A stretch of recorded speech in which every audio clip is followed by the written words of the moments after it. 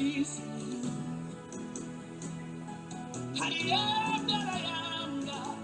My trust is in you. Lily of the valley, my trust is in you. Hey, I put them on you. Oh yeah, my trust is in you. I put them on you, Jesus. I put them on you. Hey, my trust is in you. See my mega. I put them on you. Hey, yeah. Frères et sœurs de l'émission, la manne du ciel. La manne jaillit toujours abondamment du ciel et nous donne la vie de notre Seigneur de gloire. Dieu de gloire, Abba Père, à qui tout est possible. Oui, c'est lui, Abba Père. Et il veut qu'on soit dans sa révélation, que nous fassions sa volonté. Et cette volonté, c'est qu'on trouve l'arbre de la vie, qu'on en mange les fruits, et qu'on donne les fruits à d'autres à manger, et qu'on vienne dans sa présence. Mes frères, mes sœurs, cette émission est présentée par le serviteur Jules Komlan Sossou de l'église missionnaire Philadelphie de Christ à Lomé au Togo. Et nous partageons ces instants de joie et de bonheur avec toi, mon frère, afin qu'on sache que Dieu nous aime tant et qu'il ne va jamais nous laisser tomber. Dieu a tant aimé le monde qu'il a donné son Fils unique, afin que quiconque croit en lui, ça dit, a la foi en lui, ait la vie éternelle. Et nous sommes dans l'émission L'agneau de Dieu. L'agneau de Dieu, nous avions vu que l'agneau de Dieu, c'est le Fils élu de Dieu. Luc 9, verset 35. Et ce Fils élu de Dieu est à écouter. Il faut l'écouter. Ce qu'il dit, c'est ce qu'il faut faire. Et le Fils élu, c'est le prophète à écouter. Et nous avons vu que c'est Jésus-Christ de Nazareth, qui en Galilée, qui est le Fils élu de Dieu à écouter.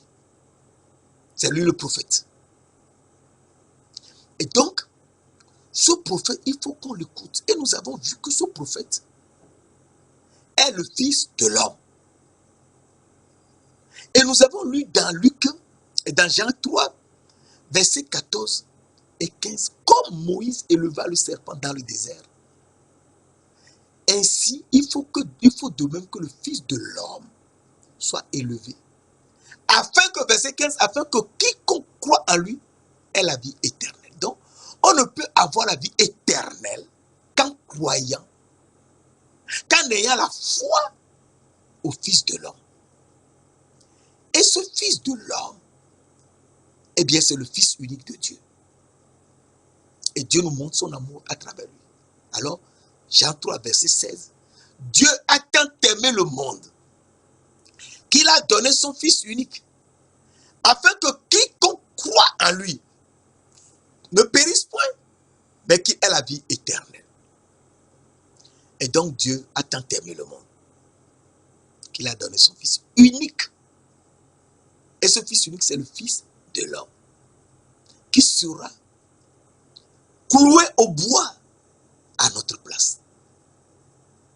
Alors, c'est lui qui va nous faire la part, oui.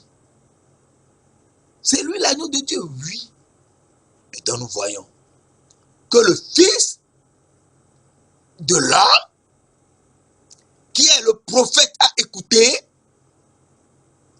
et qui est le Fils élu de Dieu, et nous aussi nous sommes fils élus pour qu'on soit saints et juste devant lui, Dieu le Père. Donc ce n'est que Jésus-Christ qu'il faut écouter pour pouvoir être saint et juste. Et le Fils élu qui est l'agneau de Dieu s'est montré Jean-Baptiste et qui a dit, voici l'agneau de Dieu qui ôte le péché du monde. Jean 1, verset 29. Et donc, le Fils unique, qui est le prophète a écouté Jésus-Christ, le prophète de Nazareth, eh bien, il est le Fils de l'homme qu'on va clouer à la croix. Oui. Et c'est lui qui avait brisé la tête du serpent. Il a écrit oui. Et nous a fait ce que Dieu avait écrit, l'Éternel Dieu avait dit depuis dans Genèse 3, verset 15. Je mettrai inimitié entre toi et la femme. L'Éternel Dieu était en train de parler au serpent. Je mettrai inimitié entre toi et la femme, entre ta postérité et sa postérité. La postérité de la femme t'écrasera la tête. Et tu le mordras le talon. Et nous avons vu que Jésus-Christ, la postérité de la femme, eh bien, lui, qui est la jeune fille vierge, enfantera un fils. On lui donnera le nom d'Emmanuel. Eh bien, Jésus est venu. Et la jeune fille, un enfant nous est né. Dans Ésaïe 9, verset 5, il nous dit, un enfant nous est né. Un fils nous est donné. Et la domination reposera sur son épaule. On l'appellera admirable, conseiller, Dieu puissant, Père éternel, Prince de la paix. L'enfant est le Père éternel, lui, il est le Père éternel. Eh bien, il est venu. Ça, c'est dans Ésaïe. Ésaïe était mort 720 ans avant Jésus-Christ.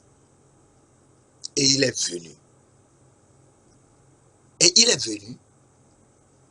Il a fait sortir le peuple d'Israël d'Égypte pour les amener dans le pays de Canaan. Et il est important de savoir pourquoi il les amène dans le pays de Canaan. Alors, nous lisons. Dans Exode 3, ce qui est un verset très important, Exode 3, verset 1 à 8, rapidement, Moïse faisait paître le troupeau de Jéthro, son beau-père, sacrificateur de Madian. Il mena le troupeau derrière le désert et vint à la montagne de Dieu, à Horeb. Verset 2, l'ange de l'Éternel lui apparut dans un buisson, dans une flamme en feu. L'ange de l'Éternel lui apparut dans une flamme en feu. Dans une flamme de feu, pardon. Au milieu d'un buisson. Moïse regarda et voici le buisson était tout en feu et le buisson ne se consumait point. Mais ce n'est pas possible. Le buisson ne se consumait point. Alors, Moïse dit, verset 3, Moïse dit, je veux me détourner pour voir quelle est cette grande vision et pourquoi le buisson ne se consume point. Verset 4. L'Éternel vit qu'il se détourne. On avait dit l'ange de l'Éternel était dans le buisson. L'ange de l'Éternel lui apparut dans une flamme de feu au milieu d'un buisson. Alors, verset 4. L'Éternel vit, donc c'est l'Éternel qui était l'ange de l'Éternel qui était dans le buisson. L'Éternel vit qu'il se détournait pour voir. C'est très important, c'est pourquoi je te lis ce passage. Que l'ange de l'Éternel, c'est l'Éternel et c'est Dieu. On va le voir. L'Éternel vit qu'il se détournait pour voir. Et Dieu l'appela. Ah. Donc l'ange de l'Éternel et était Dieu. Et Dieu l'appela du milieu du buisson et dit, Moïse, Moïse. Et il répondit, me voici. Dieu dit, verset 5, Dieu dit, n'approche pas d'ici, ôte tes souliers de tes pieds, car le lieu sur lequel tu te trouves, tu te tiens, est une terre sainte. Verset 6. Et il ajouta, Dieu ajouta, Dieu qui est l'Éternel et qui est l'ange de l'Éternel. Ça fait 3. Ajouta. On n'a pas dit ajoutèrent. Il ajouta. Non, c'est Dieu, le seul qui est l'ange de l'Éternel, le seul qui est l'Éternel, le seul qui est Dieu. C'est ça. Il est le seul. Il n'y a pas deux. Et il ajouta, je suis le Dieu de ton père, le Dieu d'Abraham, le Dieu d'Isaac, le Dieu de Jacob. Moïse se cacha le visage parce qu'il craignait de regarder Dieu. Verset 7. Exode 3. L'Éternel dit, j'ai vu la souffrance de mon peuple qui est en Égypte. J'ai entendu les cris que lui font pousser ses oppresseurs, car je connais cette douleur. Je suis descendu, verset 8, je suis descendu pour le délivrer de la main des Égyptiens et pour le faire monter de ce pays d'Égypte, dans un bon et vaste pays, dans un pays où coule le lait et le miel, dans le pays qu'habitent les Cananéens, les Hétiens, les Amoréens, les Phérésiens, les Héviens et les Jébusiens. Donc, Dieu a vient délivrer le peuple d'Israël d'Égypte pour le conduire dans le pays où coule le lait et le miel. Et le pays où coule le lait et le miel, c'est le pays de Canaan, le pays de Héth. Et c'est très important.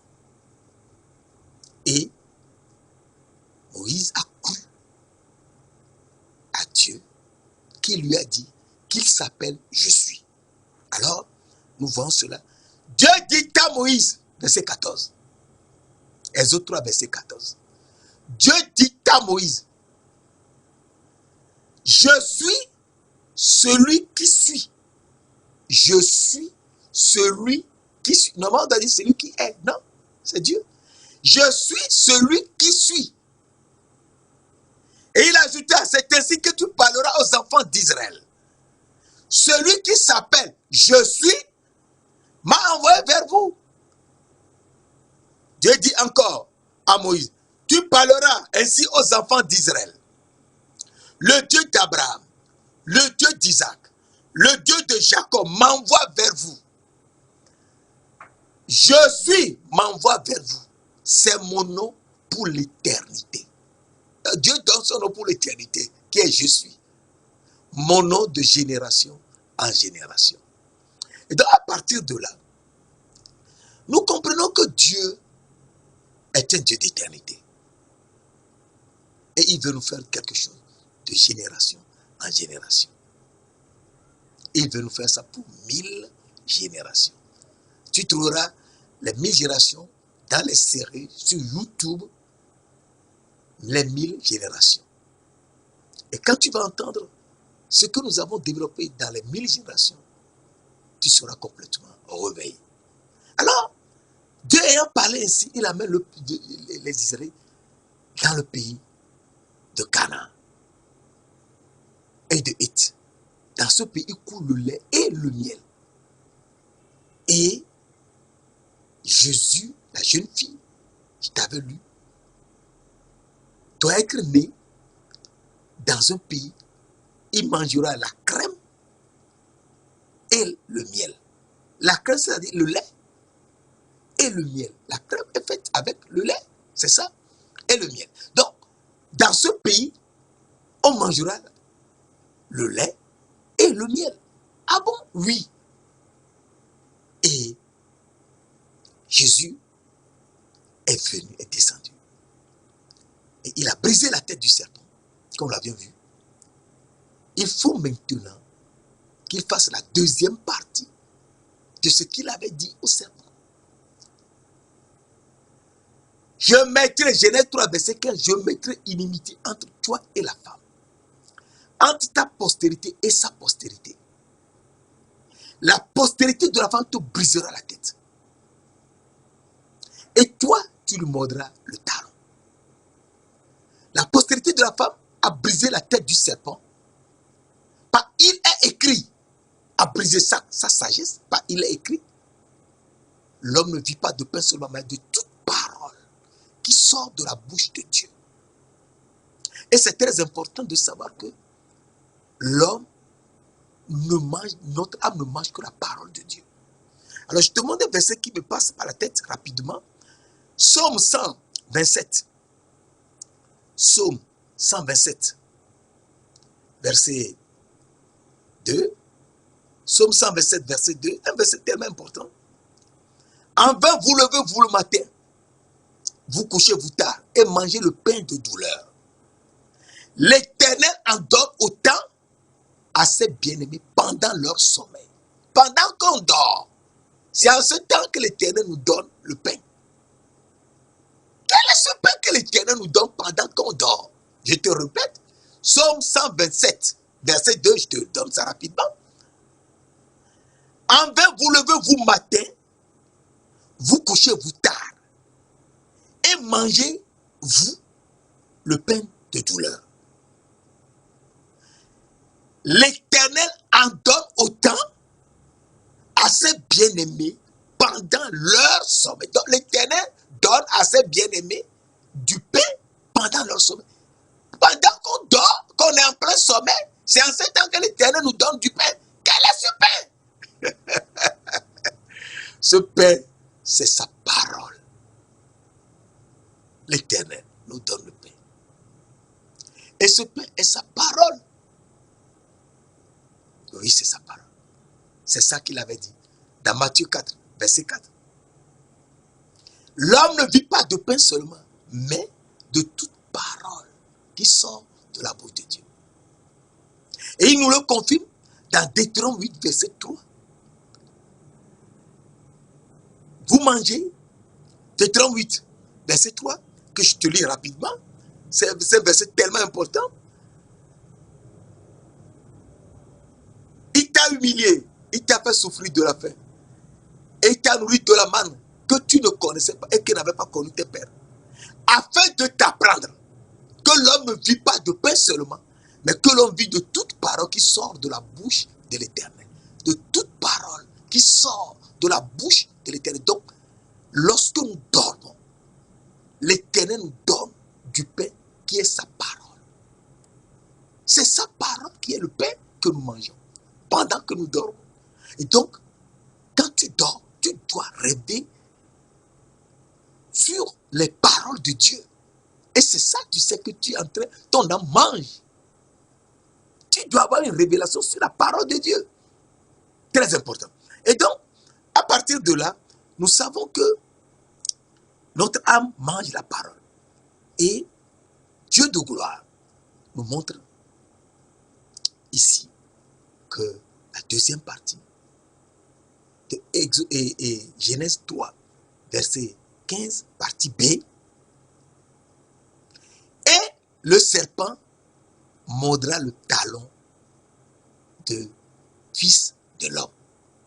Et le fils de l'homme sera mordu au pied. Cela suppose que le fils de l'homme sera élevé, cloué à la croix. Le fils de l'homme sera élevé et cloué à la croix. C'est ça que je te dis la dernière fois. Dans Nombre 21, verset 1 à 10, où le peuple d'Israël qu'on a mené à Canaan, dans le pays de Canaan, avait commencé à parler en chemin, qu'ils en avaient marre de la manne. Tous les jours, ils ne faisaient que manger la manne qui descendait du ciel. Ce n'est pas qu'ils travaillaient. La manne descendait du ciel tous les jours, sauf les samedis. Et ils en mangeaient tous les temps. Et ils ont dit non, ils en ont marre. Tous les jours, c'est la manne. Pourquoi la manne? Ils en ont marre. Et Dieu a envoyé un serpent qui avait commencé à les manger allait mordre et beaucoup mouraient. Alors le peuple est allé voir Moïse pour que Moïse prie le Seigneur. Et Moïse a supplié le Seigneur. Le Seigneur a dit de faire un serpent d'airain. Tout individu qui sera mordu par le serpent, s'il lève la tête et voit le serpent, eh bien, il sera sauvé. Et Moïse avait fait le serpent et il t'avait dit dans Jean 3, verset 14, comme Moïse éleva le serpent dans le désert, ainsi, il faut de même que le Fils de l'homme soit élevé. Et donc le Fils de l'homme est venu. Lui, le Fils élu de Dieu, lui, le roi venu sur cette terre, le roi. Et lui, le saint, saint, saint.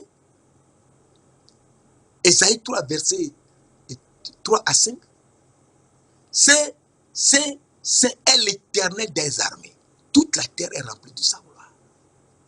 Et mes yeux, verset 5, et mes yeux ont vu le roi grand terre, l'Éternel des armées. Ésaïe 6, verset 3 et 5.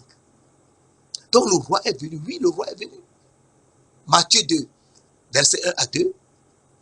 Lorsque les mages, Dieu s'est révélé aux mages en Orient, dans le pays de Madian, il leur a dit de venir, de suivre l'étoile, et que l'étoile les conduira jusqu'à dans un pays, et là, il est là-bas, et qu'ils verront, lui, le roi des rois.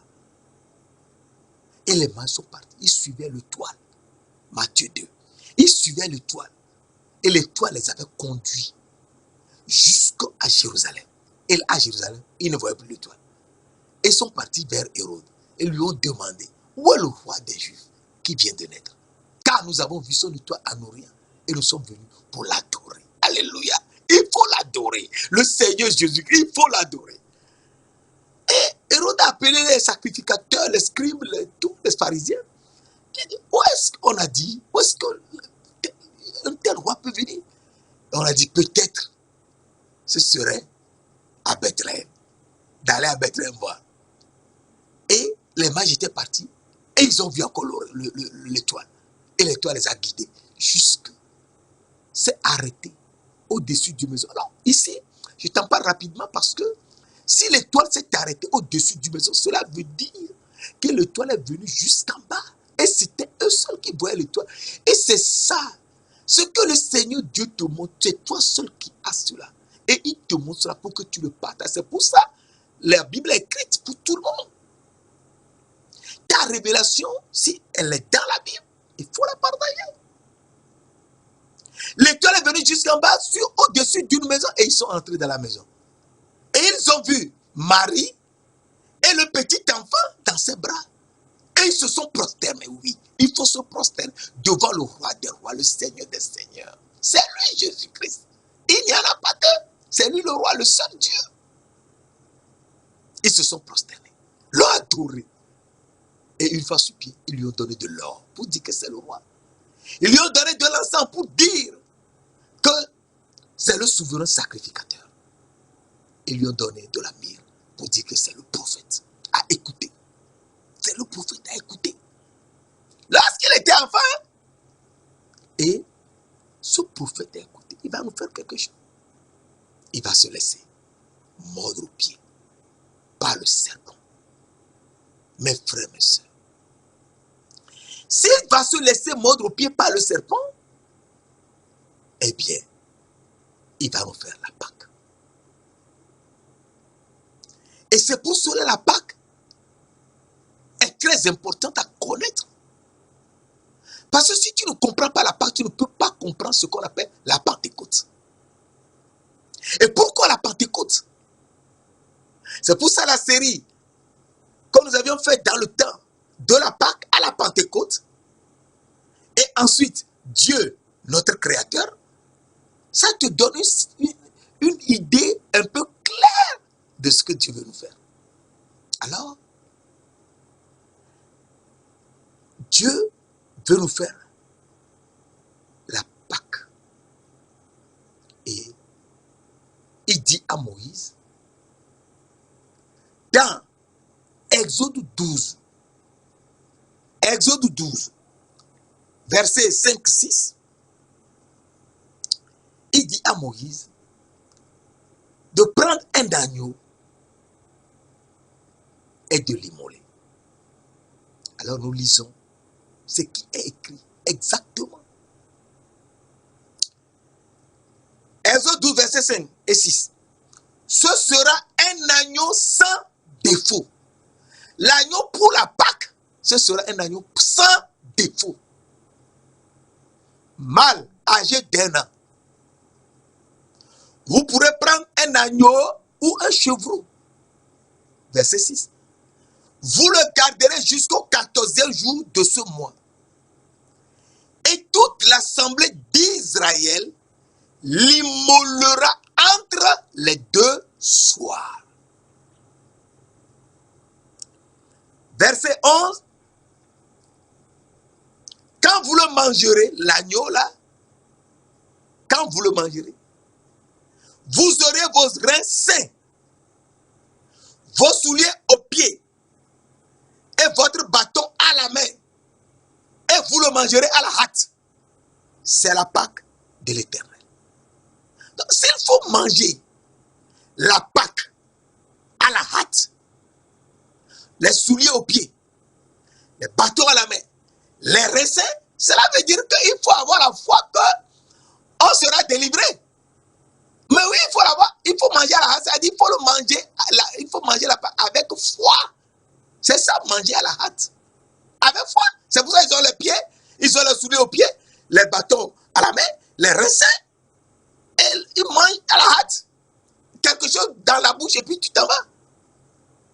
S'ils sont sûrs qu'ils seront délivrés, effectivement, ils ont été délivrés. La nuit,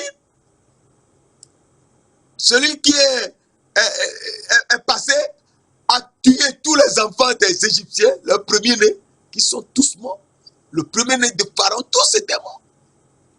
Et on les a dit de quitter le pays d'Égypte. Dieu leur a dit même de prendre les richesses des Égyptiens.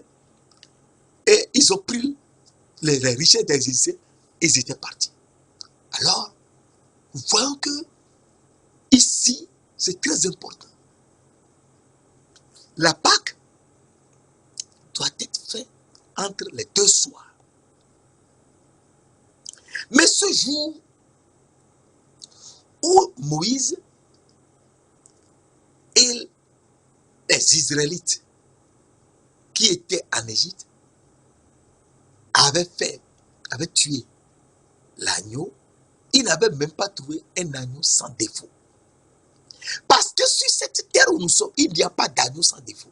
Tout agneau a des défauts. Ou quand on le met au monde, il touche le sol, la poussière, les herbes, il y a quelque chose qui le salit. Mais cet agneau, il doit être sans défaut. Aucun défaut. Sans défaut. Mâle. Et il faut l'immoler entre les 2 soirs. C'est-à-dire un seul jour aura 2 soirs.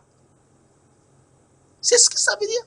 Nous en avons parlé de la Pâque à la Pentecôte. Mais je te brosse ici rapidement. Que l'agneau sans défaut, c'est l'agneau de Dieu dont avait parlé Jean-Baptiste. Jean 1, verset 29. Jean-Baptiste, voyant Jésus arriver, dit: voici l'agneau de Dieu qui ôte le péché du monde. Donc, c'est l'agneau de Dieu qui va ôter le péché. Et cet agneau sera sans défaut. Et donc, s'il est sans défaut, on va l'immoler entre les 2 soirs. C'est-à-dire, dans un jour aura 2 soirs. Mais ce n'est pas possible. Oui, c'est ça, Dieu. C'est ça, Dieu. C'est le roi. C'est lui le roi. Et nous avions vu que il est monté sur une ânesse et un ânon. C'est que personne ne peut faire. Matthieu 21, verset 1 à 9. Personne ne peut le faire. Mais il est assis, Jésus est assis sur une ânesse et un ânon, simultanément. Aucun homme ne peut le faire, mais lui, il l'a fait. Et il a montré à tout le monde que c'est lui le prophète de Nazareth. Il est le prophète, c'est le prophète de Nazareth. C'est lui, Jésus-Christ de Nazareth, le prophète de Galilée. Et donc, nous voyons que ce n'est que lui seul qui peut faire. Oui, c'est lui l'agneau sans défaut. Oui, il est l'agneau sans défaut. Et nous allons le voir rapidement. Agneau sans défaut. Nous voyons que dans 1 Pierre 1, verset 19 à 21, 1 Pierre 1, verset 19 à 21, nous voyons rapidement que, mais pas le sang précieux de Christ, comme d'un agneau sans défaut et sans tache, prédestiné avant la fondation du monde, et manifesté à la fin des temps à cause de vous, qui par lui croyez en Dieu, lequel l'a ressuscité des morts, et lui a donné la gloire, en sorte que votre foi et votre espérance reposent sur Dieu. Donc, le seul agneau sans défaut est un agneau sans défaut et sans tache avant la fondation du monde. Prédestiné avant la fondation du monde. Avant que ce monde dans lequel nous sommes soit créé. Et créé par qui? Par lui-même. Au commencement, Dieu créa les cieux et la terre. Genèse 1, verset 1. Il ne faut jamais oublier que c'est lui qui a créé. C'est Jésus qui a tout créé. Tout a été fait par elle, la parole. Et rien de ce qui est n'a été fait sans elle. Jean 1, verset 3. Tout a été fait par elle. Tout a été fait par la parole. Et sans elle, sans la parole, rien de ce qui a été fait n'a été fait. C'est ça. En la parole était la vie. Et la vie était la lumière des hommes. C'est ça. Colossiens 1, verset 16, 17 nous dit, tout a été créé par lui et pour lui. Et donc c'est lui qui a tout créé. Et il est venu. Alors il faut qu'on suive la parole doucement. C'est lui le Christ, l'agneau sans défaut. Et sans tache. 1 Pierre 1, verset 19 à 21. Mais par le sang précieux de Christ, comme d'un agneau sans défaut et sans tache, prédestiné avant la fondation du monde et manifesté à la fin des temps à cause de vous. Verset 21. Qui par lui croyez en Dieu, lequel l'a ressuscité des morts et lui a donné la gloire, en sorte que votre foi et votre espérance reposent sur Dieu. C'est Dieu qui l'a ressuscité des morts. Qui est Dieu? Qui est Dieu? Alors, Jean 1, verset 1 nous dit, au commencement était la parole. La parole était avec Dieu et la parole était Dieu. C'est Dieu qui est la parole, oui. C'est ça. Dieu est la parole. Et Jean 1, verset 14, et la parole a été faite chair. C'est pas possible. Oui, c'est ça. Jean 1, verset 14. Et la parole a été faite chair. Et elle a habité parmi nous, pleine de grâce et de vérité. Pleine de grâce et de vérité. Et nous avons contemplé sa gloire. Une gloire comme la gloire du Fils unique venu du Père. Verset 17, Jean 1, verset 17. Moïse nous a donné la loi. La grâce et la vérité sont venues par Jésus-Christ. Donc, c'est Jésus-Christ qui est venu avec la grâce et la vérité. Et la parole a été faite chair. Et elle a habité parmi nous pleine de grâce et de vérité. Donc, c'est Jésus-Christ qui est la parole, qui a été faite chair. Oui. Et c'est pour cela que 1 Timothée 3, verset 16 nous dit, 1 Timothée 3, verset 16, c'est très important que nous ayons ces versets. 1 Timothée 3, verset 16 nous dit, et sans contredit, le mystère de la piété est grand. Dieu, le Tout-Puissant, a été manifesté en chair, justifié par l'Esprit, vu des anges, prêché aux païens, cru dans le monde, élevé dans la gloire. Il est parti dans les cieux. Il n'y a qu'une seule personne, Jésus-Christ, qui a été élevé dans les cieux. Acte 1, verset 9 et 11. Acte 1, verset 9 à 11. C'est Jésus-Christ seul qui est monté au ciel, qui a été élevé dans les cieux. Et donc, nous comprenons que c'est l'agneau sans défaut. Oui, c'est lui l'agneau sans défaut, qui est venu sur cette terre pour nous sauver, mes frères et sœurs. Jésus-Christ, le roi, le saint, saint, saint. Le Père est saint. Jésus, le Père est saint, Jean 17, verset 11. Qui veut qu'on soit un avec lui, qu'on soit son épouse. Et, mes frères et sœurs, le Fils est le Saint de Dieu. Jean 6, verset 68, 69. Et l'Esprit Saint va nous enseigner tout. Oui. Et un verset très important que j'aimerais te partager avec toi avant de continuer. Jean 4, verset 4 nous dit, Dieu est esprit. Il faut que ceux qui l'adorent en esprit et en vérité. Donc Dieu est esprit. Oui, Dieu est esprit. Si Dieu est esprit, Dieu le Père est esprit, donc l'esprit est Dieu. Si Dieu est esprit, l'esprit est Dieu. Oui, l'esprit est Dieu. Mais l'esprit, c'est l'esprit de Jésus-Christ. Est-ce que tu sais ça, mon frère, ma soeur? Alors je te donne les versets. 2 Corinthiens 3, verset 17 nous dit, car le Seigneur, c'est l'esprit. Et là où est l'esprit du Seigneur, là est la liberté. Car le Seigneur, c'est l'esprit. Le Seigneur, c'est l'esprit. Le Seigneur Jésus-Christ, c'est l'esprit.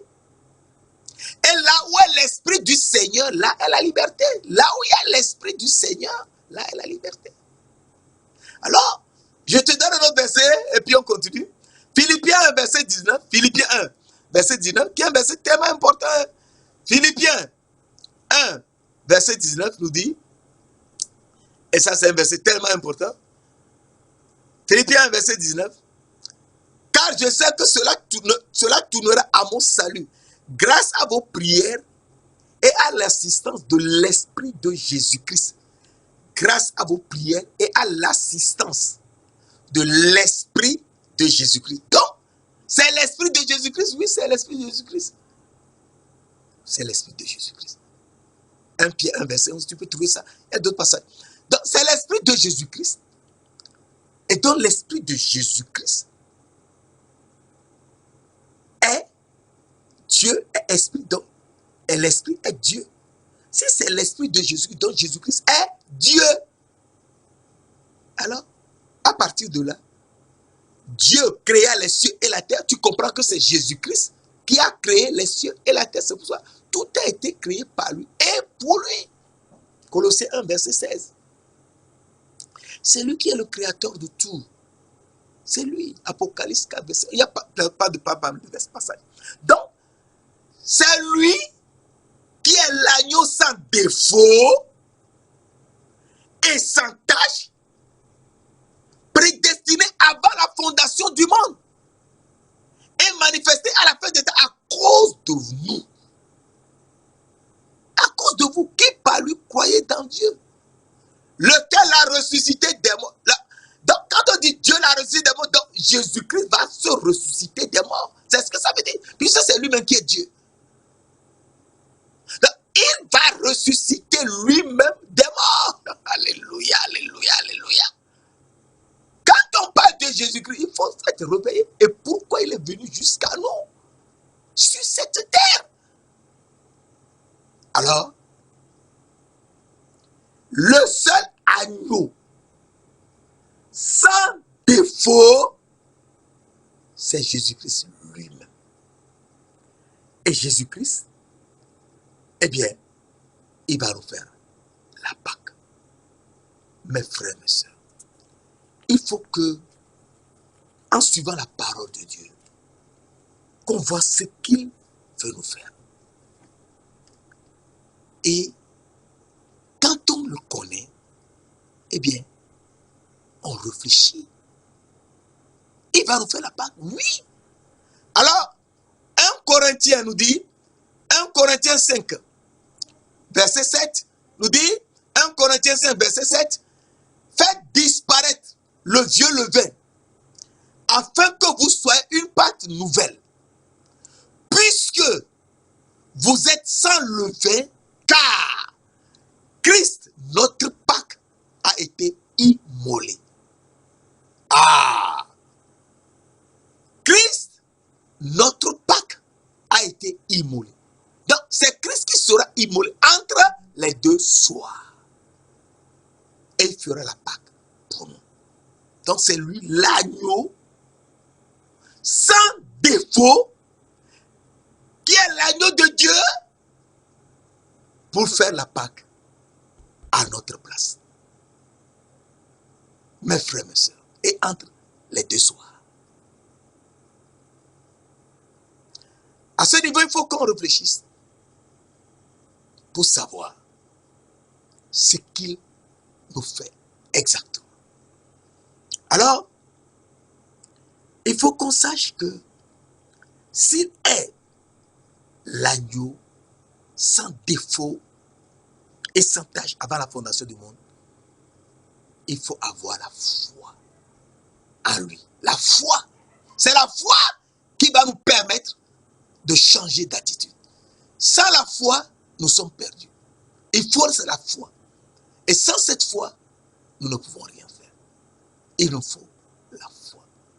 Saint-Esprit, Esprit du Dieu vivant, Esprit de gloire, nous te louons, nous t'exaltons. Enseigne-nous, montre-nous les révélations profondes de la parole de Christ, afin que nous le suivions, car c'est lui seul qui est l'agneau sans défaut, qui sera immolé entre les deux soirs pour nous sauver. Quels sont ces deux soirs? Montre-nous ces deux soirs. Nous te remercions de l'avoir fait au nom précieux de notre Seigneur Jésus-Christ de Nazareth.